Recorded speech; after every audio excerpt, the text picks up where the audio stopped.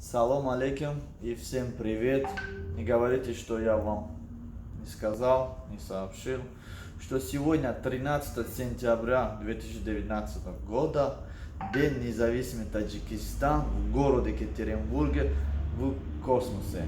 Если вы не знаете, где находится космос, тогда я вам скажу, напротив Эльцин-центр или рядом Плотинка есть место, где написано с большими буквами «Космос».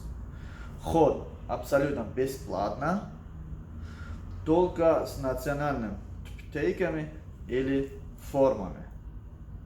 Не забудьте, что сам ТВ Екатеринбург тоже там. Так что я вас жду. Кто успел, тот съел. Кто не успел, сам ТВ Екатеринбург, там уже когда вещине. То возле достоянства.